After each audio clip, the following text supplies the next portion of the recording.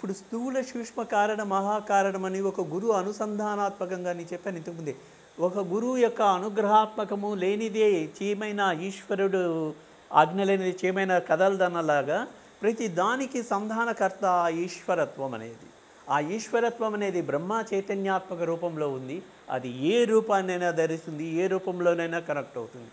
ఒక పాట అది ఒక గమనం, ఆకాశ గమనమైన అది, ఈ పంచభూతాలు అది అన్నీ అవే. మనం దాన్ని అర్థం చేసుకునే రీతిలో దానిలో నుండి ప్రయోజనాన్ని పొందగలుగుతాం.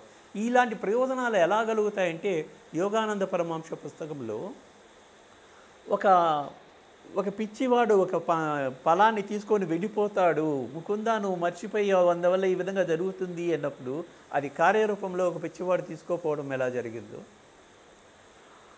అదే లహరి మహాశయులు ఎక్కడో బ్రిటన్లో ఉన్న తన యజమాని యొక్క భార్యకు ఆరోగ్యం కలగాలి అంటే తాను ఇక్కడే ఉండి ఏ విధంగా ఆరోగ్యాన్ని బాగా కలిగించాడు.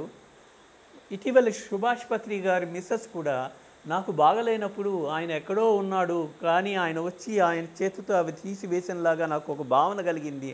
తర్వాత నాకు అవన్నీ సాకారమైన అలాంటి భావనలో నుండి నేను ఇది పొందానని ఏ విధంగా చెప్పిందో అవన్నీ వాస్తవాలు అని చెప్పేదానికే అనేక పుస్తకాలు, అనేక మంది ఆధ్యాత్మిక పరుల నుండి వినేవి వాస్తవమని గ్రహించగలిగినప్పుడే ఈ యువత ఆ స్థితికి పోగలుగుతుంది.